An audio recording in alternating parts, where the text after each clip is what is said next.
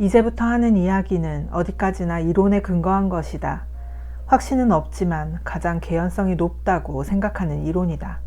약의 효능으로 변형시킨 내 본성의 악한 면은 내가 막 물러나게 한 선한 면에 비해 허약하고 미숙했다. 지금껏 살아오는 동안 열의 아홉은 미덕과 절제를 행하려 노력했기에 악한 자아를 단련하고 행사할 기회는 많지 않았다. 이러한 이유로 에드워드 하이드가 헨리 지킬보다 훨씬 왜소하고 가냘프며 젊었던 것이다. 한쪽 얼굴에서 선이 환하게 빛났다면 다른 쪽 얼굴에서는 악이 폭넓고도 분명하게 드러났다. 뿐만 아니라 악은 이 육체의 기형과 타락의 징후를 남겨놓았다. 그럼에도 거울에서 그 추한 형상을 보았을 때 혐오감이 들기는커녕 오히려 반가웠다. 이 또한 나 자신이므로 자연스럽고 인간적으로 보였다. 내 영혼을 눈앞에 생생히 구현한 것 같았다. 여태껏 익숙하게 나라고 여겼던 불완전하고 분열된 얼굴보다 정확하고 꾸밈 없는 형체였다. 여기까지는 의심할 나위 없이 내 판단이 옳았다. 내가 에드워드 하이드의 모습을 하고 있으면 누구든 처음에는 눈에 띄게 불안한 표정을 지으며 가까이 오지 않으려 했다. 우리가 만나는 모든 인간은 선과 악이 뒤섞여 있지만 에드워드 하이드는 모든 인류 중 유일하게 순수한 악이기 때문일 것이다. 거울 앞에서 서성거릴 시간이 얼마 없었다. 이제 두 번째이자 결정적인 실험을 수행해야 했다. 원래의 정체성을 돌이킬 수 없을 만큼 잃어버렸는지 알아보는 일이 남아 있었다.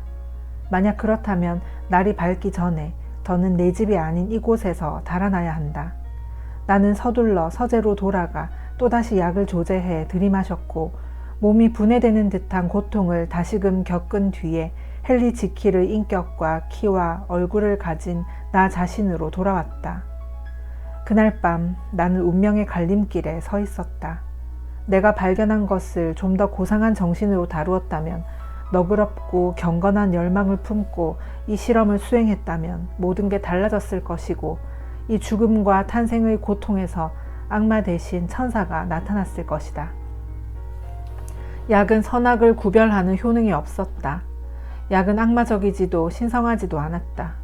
약은 단지 내 본성을 가두어둔 감옥 문을 흔들었을 뿐인데 내 안에 있던 것이 빌립보의 죄수들처럼 뛰쳐나왔다. 그때 선은 잠들어 있었고 야망으로 깨어난 악이 재빨리 기회를 움켜쥐었으니 그렇게 튀어나온 것이 바로 에드워드 하이드였다. 이런 까닭에 나는 두 가지 외모와 두 가지 성격을 지니게 되었지만 하나는 전적으로 악한 존재이며 다른 하나는 예전의 헨리 지킬, 그러니까 그 부조리한 복합성을 개혁하고 개선하는 것이 난망하다고 여긴 그 사람이었다. 그러므로 상황은 더 나쁜 쪽을 향해 흘러갔다. 당시에도 나는 몸이 건조한 연구 생활에서 오는 반감을 극복하지 못했다. 종종 즐기고 싶다는 생각이 들곤 했다. 내가 즐기는 것들은 점잖지 못한 행실이었다. 그런데 나는 널리 존경받는 데다가 노년에 접어든 나이였으므로 내 삶의 이런 부조화가 나날이 버겁게 느껴졌다. 이런 점 때문에 새로 생긴 힘이 나를 유혹했고 나는 결국 그 힘의 노예가 되고 말았다.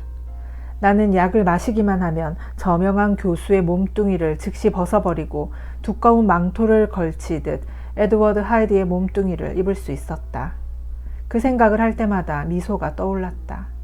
그때는 그것이 퍽 재미있었다. 나는 꼼꼼하게 만반의 준비를 했다. 소호 거리에 있는 집을 구입해 가구를 들여놓았다.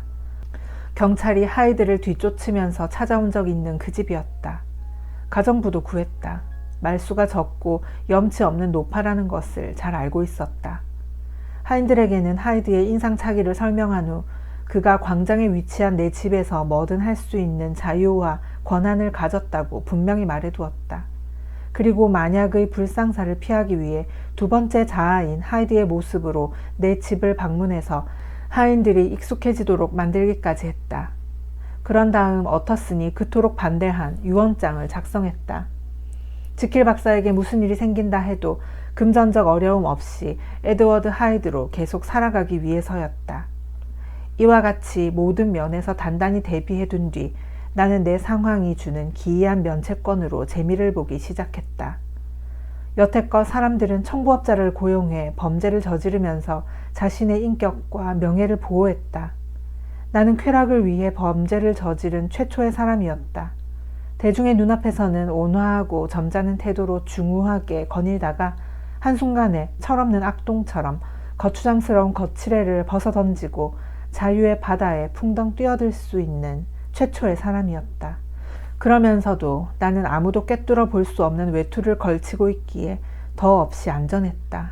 생각해보라. 나는 존재하지 않는 사람이었다. 내 실험실 안으로 피한 뒤 준비해둔 약을 1, 2초 동안 섞어서 마시기만 하면 그만이다. 무슨 짓을 저질렀든 에드워드 하이드는 거울 위 입김 자국처럼 순식간에 사라질 것이며 하이드 대신 서재에 편안히 앉아 램프 심지를 다듬으며 혐의를 가볍게 비웃는 사람은 바로 헨리 지킬일 터였다. 다른 모습으로 변해서 추구하려던 쾌락은 이미 말했듯이 점잖지 못한 것들이었지만 그 이상은 아니었다. 그러나 내 자아가 에드워드 하이드의 수중에 들어가기만 하면 그것들은 이내 괴물같이 흉악하게 변하기 시작했다. 일탈을 하고 나서 다시 지킬로 돌아오면 나는 종종 내 분신이 저지른 폐악질에 아연실색하곤 했다. 내가 내 영혼으로부터 불러낸 유희를 즐기도록 홀로 내보낸 이 녀석은 타고난 성품이 해롭고 악랄했다. 행동과 생각 하나하나가 자기 중심적이었고 남에게 헤아릴 수 없는 고통을 주는 데서 오는 쾌락을 짐승처럼 탐했으며 감정 없는 돌처럼 무자비했다. 때때로 헨리 지킬은 에드워드 하이드가 저지른 행위를 알고 경악했다. 그러나 일반적인 법이 적용되지 않는 상황이었으므로 지킬은 교활하게도 모르는 척 양심의 끈을 놓아버렸다. 어쨌든 죄를 지은 사람은 하이드였다. 하이드가 단독으로 죄를 지은 것이다. 지킬이 악해진 건 아니지 않은가. 그는 자고 일어나면 손상되지 않은 선한 기질로 돌아왔다. 심지어 가능하다면 하이드가 저지른 악행을 되돌려 놓으려고 애썼다. 결국 이렇게 양심은 잠들어 버렸다. 내가 묵인한 악행에 대해 구체적으로 얘기할 생각은 없다. 다만 나에게 징벌이 다가오고 있음을 알려준 여러 징후와 일련의 사건들을 서술하고자 한다. 한 번은 우연히 사고에 말려들었는데 별 문제없이 지나갔으므로 간략하게 언급만 하고 넘어가겠다. 나는 어떤 아이에게 잔인한 행동을 했고 그 일로 지나가던 행인의 분노를 샀는데 나중에 알고 보니 그 행인은 어터슨의 친척이었다. 잠시 후 의사와 아이의 가족까지 가세하는 바람에 나는 몇 차례 생명의 위협을 느꼈다. 결국 에드워드 하이드는 그들을 집으로 데려가 헨리 지킬의 이름으로 발행된 수표를 보상금조로 주면서 그들의 정당한 분노를 누그러뜨리려 했다. 이후로는 같은 위험에 처하지 않도록 다른 은행에 에드워드 하이드의 이름으로 계좌를 개설했다. 서류를 작성할 때 필체를 다르게 하려고 손을 뒤쪽으로 기울여 서명했다. 이로써 난 운명의 소나기에서 벗어난 줄로 여겼다. 댄버스 커루경을 살해하기 2달쯤 전 나는 밖에서 모험을 즐기고 밤늦게 돌아왔다. 그런데 다음날 아침 침대에서 깨어났을 때 뭔가 기분이 이상했다. 주위를 둘러보았지만 특이한 점은 없었다. 널찍한 내 방의 훌륭한 가구와 높은 천장에서도 이상한 점을 찾을 수 없었다. 침실 커튼 무늬와 마호가니 침대의 모양을 봐도 마찬가지였다. 그런데도 뭔가 내가 있어야 할 곳에 있지 않는 것 같은 느낌. 내가 깨어나야 할 장소에서 깨어난 것이 아니라 에드워드 하이드의 몸으로 잠드는 데 익숙한 소호 거리의 작은 방에서 깨어난 것 같은 느낌이 들었던 것이다. 나는 그런 나를 향해 빙긋 웃고는 느긋하게 이 착각의 심리적 요인을 생각해보기 시작했다. 그러는 중에도 설핏설핏 얕은 잠에 빠져들었다. 그러다 정신이 들자 무심코 내 손을 보게 되었다. 헨리 지킬의 손은 모양과 크기가 의사라는 직업에 걸맞게 크고 튼실하며 희고 고운 편이었다. 그런데 그때 런던의 밝은 아침 햇살 아래서 똑똑히 본 손, 주먹을 반쯤 쥔 채로 이불 위에 놓아둔 그 손은 야위고 울퉁불퉁하고 마디가 굵고 침침하고 창백했으며 시커먼 털이 무성하게 나 있었다. 그것은 에드워드 하이드의 손이었다. 나는 멍한 기분으로 거의 30초 동안 그 손을 빤히 쳐다보았다. 그러던 중에 갑자기 심벌즈가 쨍하고 울리기라도 한 듯 가슴속에서 공포가 깨어났다. 나는 침대에서 벌떡 일어나 거울로 달려갔다. 내 눈에 들어온 모습에 피가 얼어붙는 것만 같았다. 그렇다. 헨리 지킬로 잠자리에 들어서 에드워드 하이드로 깨어난 것이다. 이걸 어떻게 설명해야 할까? 나 자신에게 물었다. 곧이어 이걸 어떻게 수습해야 하나라는 고민과 함께 또 다른 공포가 밀려왔다. 이제는 아침해가 뜬 지도 한참 지나 하인들은 모두 일어났을 테고 내 약은 전부 서재에 있었다. 내가 지금 겁에 질린 얼굴로 서 있는 곳에서 서재까지는 꽤 먼 거리였다. 계단을 2번이나 내려가서 뒤쪽 복도를 지나 안뜰을 가로질러 걸어간 다음 계단식 강의실을 통과해야만 갈 수 있다. 얼굴은 가릴 수 있을 것이다. 그러나 키가 변한 것을 감출 수 없는 마당에 그게 무슨 소용이겠는가. 그때 하인들은 내 2번째 자아가 들락날락하는 것에 이미 익숙하다는 생각이 떠올랐고 안도감이 밀려들었다. 나는 곧 최대한 하이드의 몸에 어울리는 옷을 골라 입은 후 집안을 지나갔다. 브래드쇼가 이 시간에 그런 이상한 옷차림새로 지나가는 하이드를 눈여겨보며 뒤로 물러섰다. 10분 후 다시 자신의 모습으로 돌아온 지킬 박사는 어두운 표정으로 자리에 앉아 아침을 먹는 신용만 했다. 식욕이 난리 없었다. 이전의 경험을 완전히 뒤바꾸어 놓았으며 설명할 수도 없는 이 사건은 바빌로니아 벽에 나타난 손가락처럼 나에게 심판이 다가오고 있음을 깨닫게 해주었다. 나는 전보다 한결 진지하게 나의 이중성과 관련된 문제 그리고 여러 가능성을 깊이 생각하기 시작했다. 내가 약의 힘으로 불러낸 다른 자아는 전보다 더욱 활기가 넘쳤고 건강해졌으며 몸집도 커졌다. 하이드의 형상을 하고 있을 때 피가 더 활발하게 도는 것 같은 느낌이 들었다. 이런 상태가 계속된다면 내 본성의 균형이 전복되어 의지로 변하는 능력을 잃어버리고 영원히 에드워드 하이드의 인격으로 살아야 할지도 모른다는 생각이 들었다. 약의 효능도 일정하지 않았다. 초기에 한번 완전히 실패한 적이 있었다. 그 후 양을 2배로 늘린 경우가 몇 차례 있었고 한 번은 생명의 위험을 무릅쓰면서까지 3배 가까이 들이마셨다. 그때까지만 해도 이따금 일어나는 이런 일이 내 만족감에 어두운 그림자를 들이우는 유일한 변수였다. 그러나 그날 아침 일어난 사건으로 보건대 초반에는 지킬의 몸을 벗어 던지는 것이 어려웠지만 이제는 지킬의 몸을 지키는 것이 확연히 힘들어지고 있었다. 결국 나는 원래의 좀 더 선한 자아를 잃고 사악한 2번째 자아와 서서히 통합되고 있었던 것이다. 이제 나는 2개의 자아 가운데 하나를 선택해야 한다고 느꼈다. 2 본성은 기억을 공유했지만 그 밖의 면에서는 확연히 달랐다. 지킬은 지극히 불안해하면서도 탐욕스러운 열정으로 하이드의 쾌락과 모험에 동참했다. 그러나 하이드는 지킬에게 관심이 없었다. 그저 산적이 쫓길 때 몸을 숨기는 동굴 정도로 지킬을 기억할 뿐이었다. 지킬은 여느 아버지 이상의 관심을 보였지만 하이드는 여느 아들보다 무관심했다. 지킬과 운명을 같이 하려면 오랫동안 비밀스럽게 탐닉해오다 최근 들어 한껏 즐기기 시작한 욕구를 포기해야 했다. 반대로 하이드와 운명을 같이 하려면 수많은 관심사와 열망을 포기한 채 영원히 사람들의 멸시를 받으며 친구 없는 삶을 살아야 했다. 이 선택은 어느 쪽을 택해야 할지 답이 나와 있는 불공평한 거래처럼 보일지도 모른다. 그러나 판단하기에 앞서 고려해야 할 점이 또 하나 있다. 지킬은 금욕의 불길 속에서 모진 고통을 겪을 테지만 하이드는 자신이 잃어버린 것에 대해 의식조차 하지 못할 것이라는 점이다. 내 상황이 기이하긴 하지만 이는 인류의 역사만큼이나 오래되고 진부한 논쟁이다. 유혹을 당해서 떨고 있는 죄인 앞에 자극과 경고를 담은 운명의 주사위가 던져지곤 한다. 그런 상황에 처했을 때 나 역시 대다수의 사람들처럼 더 선한 자아를 선택했지만 이를 지킬 힘이 부족했다.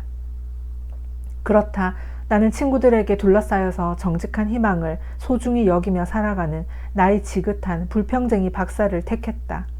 그리고 하이드로 위장해 즐겼던 자유, 상대적인 젊음, 가벼운 발걸음, 힘차게 뛰는 맥박, 은밀한 쾌락에 단호히 작별을 고했다. 하지만 이런 선택을 하면서도 무의식적으로 여지를 남겨두었던 것 같다. 소호의 집도 포기하지 않고 에드워드 하이드의 옷도 없애지 않았으니 말이다. 하이드의 옷은 언제든 입을 수 있도록 내 서재 안에 두었다. 처음 2달 동안은 내 결심에 충실했다. 어느 때보다 엄격한 삶을 살았고 떳떳한 양심이 주는 심리적 보상을 즐거이 누렸다. 그러나 시간이 흐르자 경각심이 흐려졌고 양심의 칭찬도 당연하게 받아들였다. 하이드가 내 안에서 자유를 찾아 몸부림치며 고통과 열망으로 날 고문하기 시작했다. 마침내 도덕적으로 해이해진 어느 순간 또다시 변신약을 조제해 들이켜고 말았다. 주정뱅이가 자신의 주사를 변명하려 들 때 육체적으로 무감각해지고 난폭해진 탓에 악행을 저지른다고 인정하는 경우는 500번 중 1번이 될까 말까 할 것이다. 내 상황을 오랫동안 고민했으면서도 나는 하이드가 도덕적으로 무감각하고 언제든 잔혹하게 악을 저지르는 것이 그의 지배적 속성임을 충분히 고려하지 못했다. 그래서 결국 천벌을 받고 말았다. 오랫동안 우리에 갇혀있던 악마가 으르렁거리며 밖으로 뛰쳐나왔다. 약을 들이켜는 순간에도 악에 대한 충동과 맹렬한 의지를 느낄 수 있었다. 불행한 희생자인 댄버스 커루경이 건네는 정중한 인사를 듣고 내 영혼에서 참을 수 없는 짜증이 치민 것도 이 때문이었으리라. 단언컨대 도덕적으로 문제가 없는 사람이라면 그 정도의 사소한 시비에 그토록 흉악한 범죄를 저지를 수 없다. 나는 병든 아이가 장난감을 부수듯 합리적인 이유 없이 악하게 굴었다. 아무리 악한 인간이라도 본능적인 균형 감각이 있어 어느 정도의 유혹은 헤쳐나가는 데 반해 나는 그런 제어 장치를 자발적으로 벗어던졌다. 그러니 아무리 미미한 것일지라도 유혹을 받으면 거기에 빠져들 수밖에 없었다. 내 안에 있던 지옥의 악마가 즉각 깨어나 분노했다. 저항도 하지 못하는 사람의 몸에 기뻐 날뛰며 폭력을 행사했다. 지팡이를 휘두를 때마다 쾌감을 맛보았다. 때리다 지칠 때까지 계속 그의 몸을 두들겼고 광란이 절정에 이르렀을 때 갑자기 차가운 공포가 내 가슴을 훑고 지나갔다. 자욱했던 마음속 안개가 걷혔다. 내 목숨이 몰수되리라는 것을 깨달았다. 나는 희열과 전율을 동시에 느끼며 이 난잡한 현장에서 달아났다. 악마의 욕망은 충족되고 고무되었으며 생에 대한 애착은 최고조에 이르렀다. 나는 소호의 집으로 달려가 서류들을 파괴했다. 그런 다음 집을 나와 가로등이 켜진 거리를 걸었다. 여전히 희열과 전율로 분열된 내 마음은 황홀경에 빠져 있었다. 내가 저지른 죄에 흡족해하며 앞으로 저지를 죄를 구상하면서도 누군가 복수하려고 뒤따라오는 건 아닌지 귀를 쫑긋 세운 채로 다급하게 걸음을 옮겼다. 하이드는 약을 조제하면서 노래를 흥얼거렸고 그 약을 마시면서 죽은 자를 위해 건배했다. 몸이 찢기는 듯한 변신의 고통이 가라앉자마자 헨리 지킬은 감사와 회한의 눈물을 줄줄 흘리며 무릎을 꿇고 앉아 하느님을 향해 마주 잡은 두 손을 들어 올렸다. 자기 탐닉의 휘장이 머리 끝에서 발끝까지 찢어지면서 나는 내 삶을 총체적으로 돌아보았다. 어린 시절 아버지 손을 잡고 걸었던 기억에서 시작해 전문직 종사자로서 고단한 생활을 이어갔던 때를 지나 여전히 비현실적인 느낌이 드는 그날 저녁 저주스러운 공포를 거듭 돌이켜보았다. 크게 소리 지르고 싶었다. 내 의지와는 상관없이 마구 떠오르는 끔찍한 장면과 소리를 잠재우기 위해 눈물을 흘리며 기도했다. 그럼에도 간절한 기도 사이사이에 내 사악한 죄에 추한 얼굴이 내 영혼을 노려보았다. 이 격렬한 회한이 사라지기 시작하자 뒤이어 기쁨이 찾아들었다. 내 행위의 문제가 해결된 것이다. 앞으로 하이드는 존재할 수 없다. 원하든 원치 않든 이제 나는 더 선한 자아로 살 수밖에 없다. 아, 그걸 생각하니 얼마나 기쁘던지, 얼마나 기꺼이, 얼마나 겸손하게 자연스러운 삶의 제약을 받아들였던지. 나는 진심으로 포기한다는 의미로 그토록 자주 드나들었던 문을 잠그고 열쇠도 짓밟아 버렸다. 다음 날 살인사건의 목격자가 있으며 범인은 하이드임이 분명하고 희생자는 명망 높은 사람이라는 소식이 들려왔다. 그것은 하나의 범죄일 뿐만 아니라 참담하고 어리석은 만행이었다. 그 사실을 알게 되어 다행이라고 생각했다. 교수형에 대한 두려움 때문에라도 선한 충동을 지탱하고 보호할 수 있으리라 믿었다. 지킬은 이제 나의 피난처였다. 하이드가 잠시라도 모습을 드러낸다면 모든 사람이 손을 뻗어 그를 붙잡아 죽일 테니까. 나는 선행을 통해 과거의 죗값을 치르기로 결심했다. 내 결심은 얼마간 좋은 결실을 맺었다. 선을 행하는 이 순결한 생활이 전혀 따분하지 않다고 진심으로 말할 수 있다. 따분하기는커녕 그런 생활을 날마다 한껏 충만하게 즐겼다.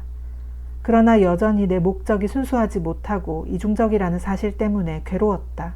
처음으로 참회할 때의 간절함이 무뎌지자 오랫동안 탐닉하다 얼마 전 가둬놓은 나의 악한 자아가 풀어달라고 으르렁거리기 시작했다. 하이드를 소생시킬 생각은 꿈에도 하지 않았다. 생각만으로도 놀라 펄쩍 뛸 일이다. 다만 원래의 인격 안에서 내 양심을 다시 희롱해보고 싶은 유혹이 일었을 뿐이다. 평범하고 은밀한 죄인인 나는 결국 유혹의 공격에 무너지고 말았다. 모든 일에는 끝이 있기 마련이다. 아무리 큰 그릇도 결국에는 채워지는 법이다. 내가 악마에게 잠시 선심 쓴 것이 결국 내 영혼의 균형을 파괴하고 말았다. 그런데도 나는 경각심이 들지 않았다. 타락은 마치 약을 발견하기 전 옛 시절로 돌아가는 것만큼이나 자연스러웠다. 화창하고 맑은 1월의 어느 날이었다. 발밑의 땅은 서리가 녹아 질척거렸지만 하늘에는 구름 한 점 없었다. 리전트 공원은 겨울새들이 지저귀는 소리로 가득하고 봄 내음으로 달콤했다. 나는 햇볕이 내리쬐는 벤치에 앉아 있었다. 내 안에 있는 짐승이 기억의 조각들을 핥고 있었다. 영적 자아는 방심한 채 졸고 있는 상태라 참여하기로 약속하면서도 아직 꿈쩍하지 않고 있었다. 결국 나도 다른 사람들과 다를 바 없다고 생각했다.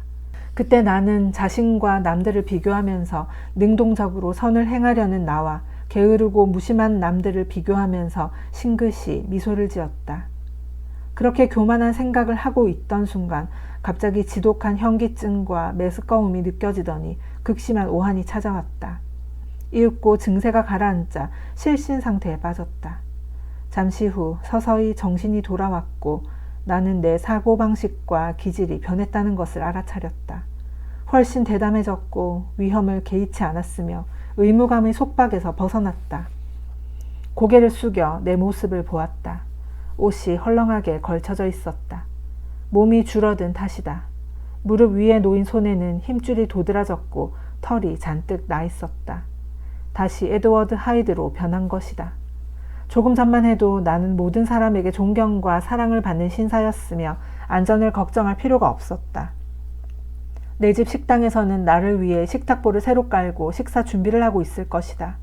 그런데 지금 나는 세상 사람 모두에게 쫓기는 사냥감이자 신원이 알려진 살인범, 교수대로 끌려갈 노예가 되고 말았다. 나는 정신이 혼미했지만 완전히 이성을 잃진 않았다. 두 번째 자아로 변했을 때 신체 기능이 더 예리해질 뿐 아니라 정신도 팽팽해지고 유연해지는 것을 몇 차례 경험했다. 지킬이라면 굴복했을지 모르는 일을 하이드는 중대한 순간에 일어나 맞서곤 했다. 내 약은 서재의 유리장 안에 들어있다. 어떻게 하면 그걸 손에 넣을 수 있을까? 그것이 내가 풀어야 할 숙제였다. 실험실 문은 내 손으로 잠가버렸다. 집을 통해 서재로 들어가려 하다가는 하인들이 나를 붙잡아 교수대로 넘길 것이다. 결국 다른 사람에게 도움을 청해야 한다는 걸 깨달았고 그때 레니언이 떠올랐다. 어떻게 그에게 접근하지? 어떻게 그를 설득하지? 거리에서는 붙잡히지 않고 피할 수 있다고 치자. 그렇더라도 어떻게 레니언을 만난단 말인가? 누군지도 모르는 불쾌한 방문객인 내가 유명한 의사인 그에게 동료인 지킬 박사의 서재를 뒤지라고 어떻게 설득한단 말인가? 순간 나의 원래 자아 중 일부가 내게 남아있다는 사실이 떠올랐다. 지킬의 필체로 글을 쓸 수 있었던 것이다. 이 번뜩이는 생각이 떠오르자 내가 할 일이 처음부터 끝까지 불을 보듯 분명해졌다.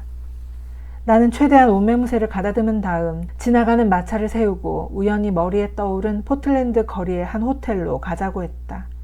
내 꼴을 본 마부는 웃음을 감추지 못했다. 비극적인 운명으로 이런 꼴이 되었지만 겉모습만 보면 너무나 우스꽝스러웠기 때문이다. 나는 악마 같은 분노를 표출하며 마부를 향해 이를 갈았고 이내 마부의 얼굴에서 웃음이 사라졌다.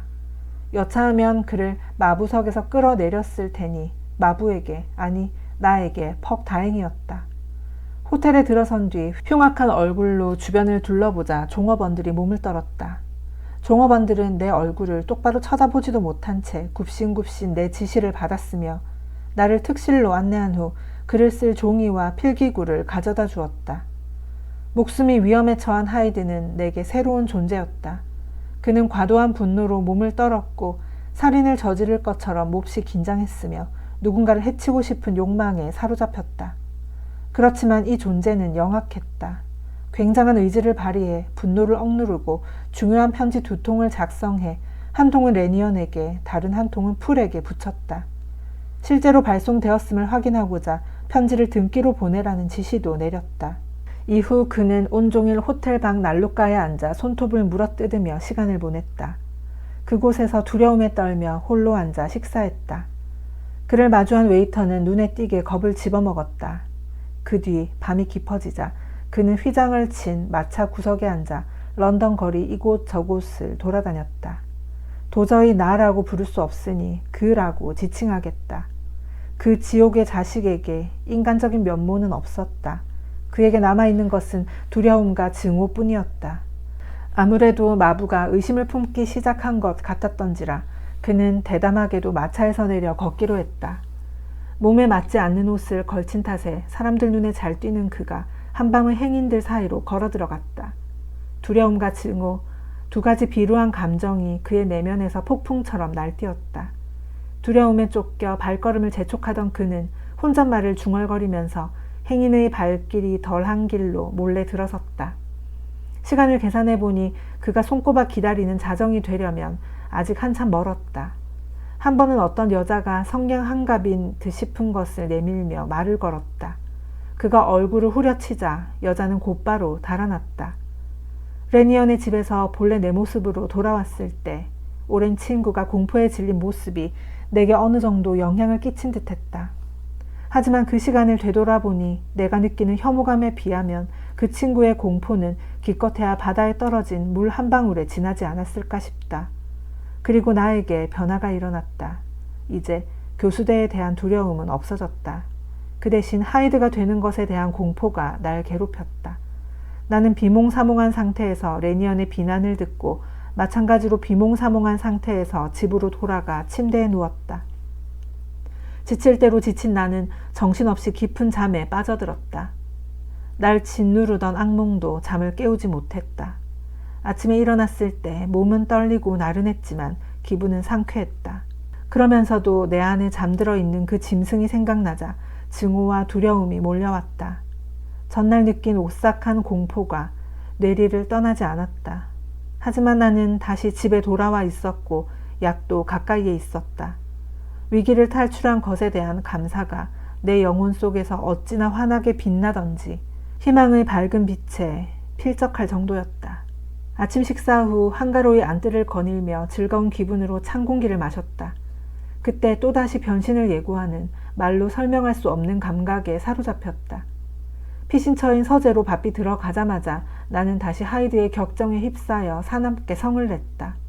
이번 경우에는 약을 2배로 들이켜고 나서야 나로 돌아왔다.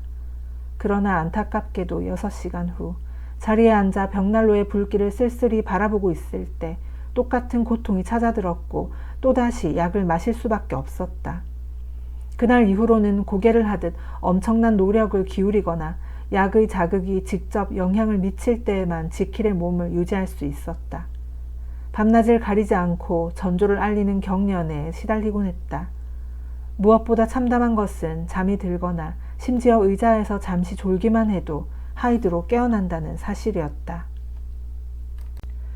이처럼 운명의 시간이 임박했다는 압박감과 스스로에게 내린 불면의 형벌로 인해 나는 열병에 걸려 속이 허해졌고 몸과 마음 모두 무기력하고 쇠약해진 채로 오로지 한 가지 감정에만 사로잡혔는데 그 감정은 나의 다른 자아인 하이드에 대한 공포였다.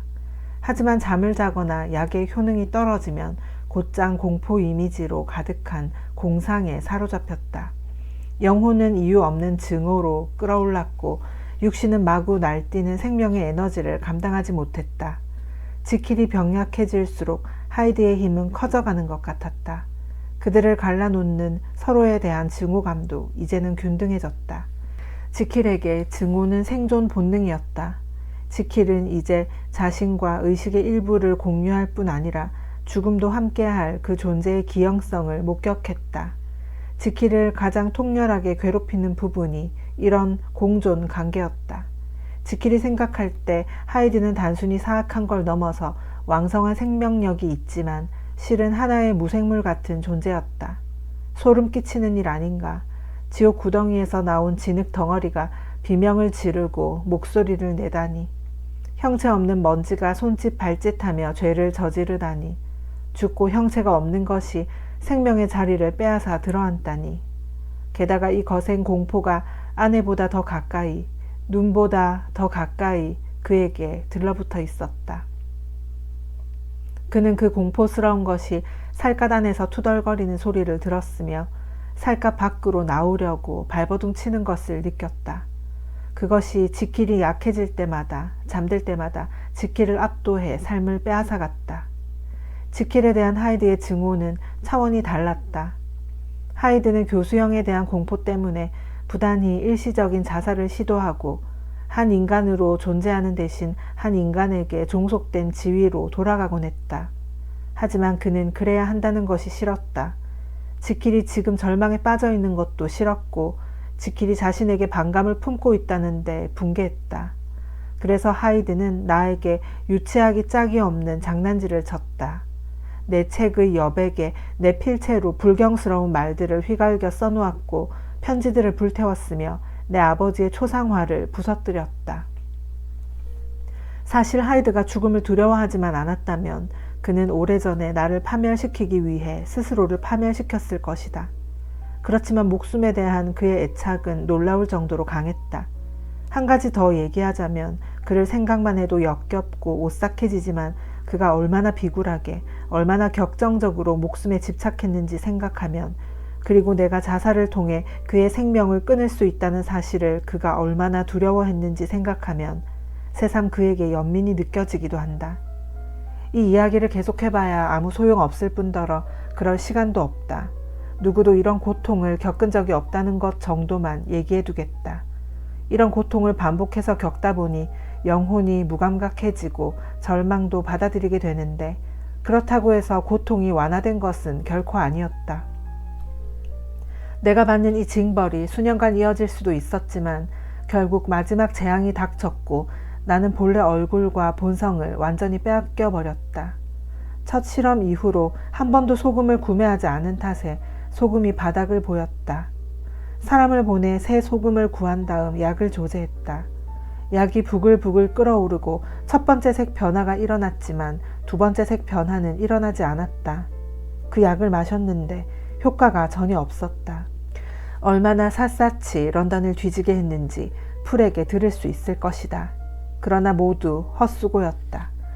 아마도 내가 처음 구입했던 소금에 불순물이 섞였으며 그 알 수 없는 불순물이 약의 효능을 부여한 게 아니었을까 싶다. 그로부터 일주일이 지났다. 나는 지금 마지막 남은 예전 약의 효능에 힘입어 이 진술을 마무리하고 있다. 기적이 일어나지 않는 한 지금이 헨리 지킬로서 생각하고 거울에서 자기 얼굴을 볼 수 있는 마지막 시간이다.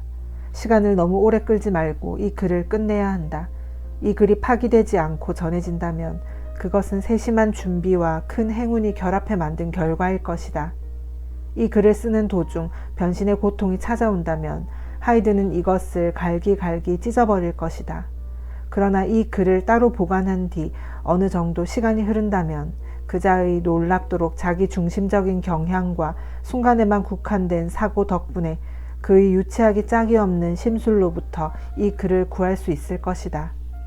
사실 우리들 모두에게 닥쳐오고 있는 운명은 이미 그를 변화시키고 그의 길을 꺾어버렸다.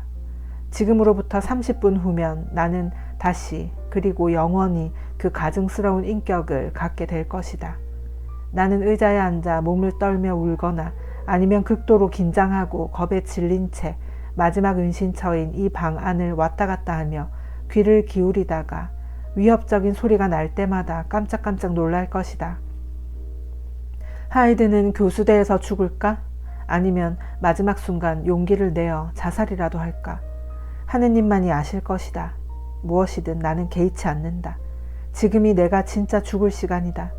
뒤이어 일어날 일은 내가 아닌 다른 녀석이 신경 쓸 문제다. 나는 여기서 펜을 내려놓고 나의 고백을 봉한다. 이것으로 이 불행한 헨리 지킬의 삶에 종지부를 찍는다. 이렇게 소설은 끝났습니다.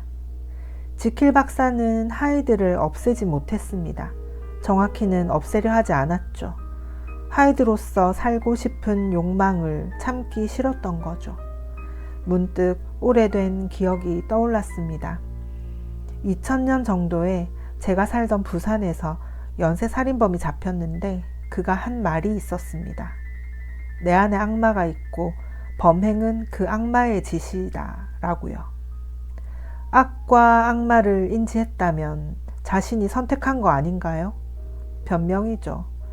우리가 두려워해야 할 건 인간이라면 누구나 가진 내 안의 어둠이 아니라 그 어둠을 알면서도 놓아버리는 순간 아닐까요?